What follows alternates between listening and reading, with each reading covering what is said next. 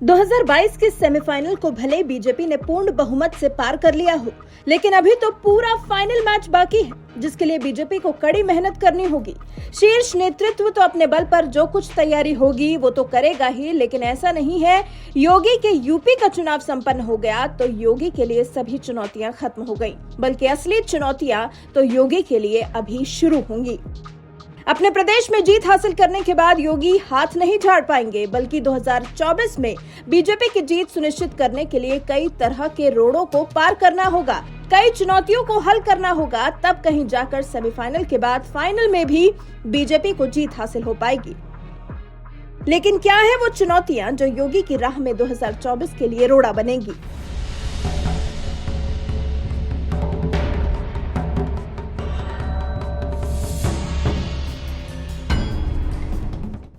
बेरोजगारी। यूपी में बेरोजगारी का मुद्दा योगी के लिए सबसे बड़ी चुनौती है, क्योंकि इसी मुद्दे को लेकर अखिलेश ने सरकार के खिलाफ खूब माहौल बनाया था और वो इसमें कामयाब भी हुए थे। तभी तो प्रदेश में पिछले चुनाव के मुकाबले 60 से ज्यादा सीटें निकाल पाए हैं Akhilesh Yadav. Centre for monitoring Indian economy के अनुसार यूपी में बेरोजगारों की संख्या 17.07 करोड़ पहुंच गई है। कोरोना काल में कई लोगों को अपनी नौकरी से हाथ धोना पड़ा है। प्रदेश में नौकरी कर रहे लोगों की तादाद 16 लाख से ज्यादा घट गई है। अब आगामी सालों में योगी के लिए रोजगार पैदा करना एक बहुत बड़ा चैलेंज है, जिस पर उन्हें खरा उतरना ही होगा। पुरानी पेंशन स्कीम। पुरानी पेंशन स्कीम का जो राग अखिलेश ने इस चुनाव में छेड़ा है, उसका असर इस चुनाव में भले ही कम देखने को मिला हो, लेकिन ये जरूरी नहीं कि 2024 में और आगे आने वाले चुनाव में अखिलेश के पुरानी पेंशन स्कीम लागू करने के वादे का असर नहीं दिखेगा। पोस्टल बैलेट पेपर पर जो अखिलेश को जीत हासिल हुई है, उसकी वजह ये पुरानी पेंशन स्कीम लागू करने का अखिलेश का वादा ही माना जा रहा है। राजस्थान में अशोक गहलोत सरकार और छत्तीसगढ़ की भूपेश बघेल सरकार ने भी पुरानी पेंशन स्कीम लागू करने का ऐलान कर बीजेपी को और ज्यादा मुश्किल में डाल दिया है। 2024 के लिए स्कीम बीजेपी के लिए एक अलार्म हो सकती है। बीजेपी को इसका कुछ नया तोड़ तो 2024 के लिए निकालना ही होगा, नहीं तो ये चुनौती आगे आने वाले किसी भी चुनाव में बीजेपी पर भारी पड़ सकती है। किसानों की खुशहाली। अभी किसान आंदोलन के रूप में देश में इतना कुछ हो गया, उसके बाद किसानों को खुश रखना मौजूदा सरकार के लिए एक बहुत बड़ा चैलेंज होने वाला है, क्योंकि अगर इस तरफ ध्यान नहीं दिया गया तो यूपी में तो बच गए, देश में बच पाएंगे ये जरूरी नहीं है। 2024 के लोकसभा चुनाव से पहले किसानों को बीजेपी को आश्वस्त करना होगा कि वो किसानों के साथ है। किसानों को आर्थिक लाभ देने के साथ साथ कई और योजनाओं की भी बीजेपी को शुरुआत करनी होगी।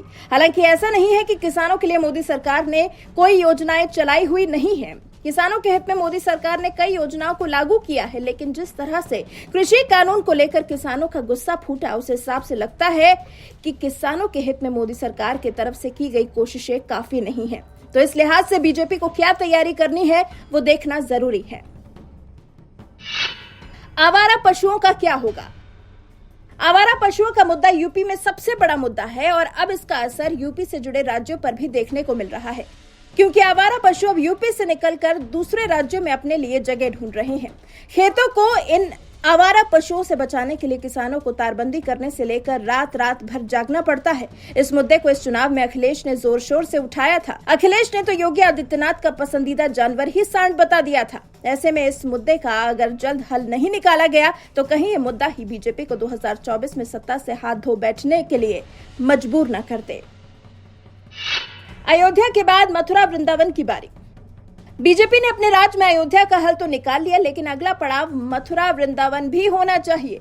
योगी आदित्यनाथ ने ही चुनाव से पहले मथुरा वृंदावन को लेकर बड़ा ऐलान किया था। उन्होंने कहा था, अब काशी में भगवान विश्वनाथ का धाम जो भव्य रूप से बन रहा है, फिर मथुरा वृंदावन कैसे छूट जाएगा? वहां भी अब काम आगे बढ़ चुका है। दरअसल मथुरा में कृष्ण जन्मभूमि और शाही ईदगाह मस्जिद पर भी विवाद छिड़ा हुआ है। अब योगी का इस दिशा में अगला कदम क्या होगा, ये देखना वाकई काफी दिलचस्प होगा।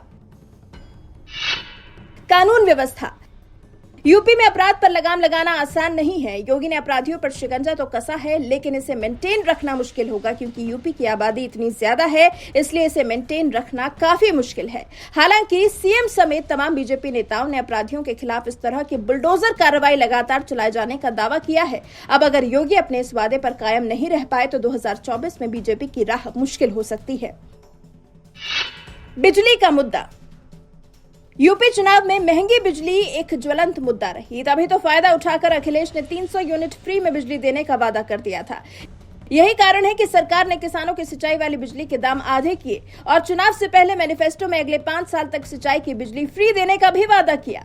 यूपी पावर कॉर्पोरेशन को लगातार घाटा हो रहा है, जिसके लिए बिजली की दरें बढ़ानी होगी। लेकिन अगर बिजली की दरें बढ़ती हैं तो फिर आगे चुनाव में बीजेपी के लिए मुश्किल पैदा हो सकती है।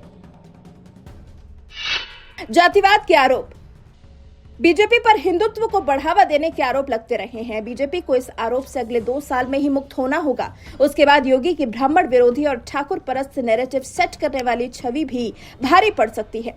योगी को अपनी छवि में सुधार करना होगा, नहीं तो जातिवाद के आरोप के साथ बीजेपी इसे ढोती हुई आगे बहुत दिन तक नहीं बढ़ पाएगी। ऐसे में योगी सरकार के लिए जातिवाद को बढ़ावा देने के आरोप से निपटना भी एक बड़ा चैलेंज है। अब योगी इससे कैसे निपटेंगे, ये जल्द से जल्द तय करना होगा। अगले चुनावों के लिए योगी के लिए ये 8 चैलेंज हैं। अगर इनमें जरा सी भी कोताही बरती गई तो आगे क्या हो सकता है, ये बीजेपी बेहतर जानती है।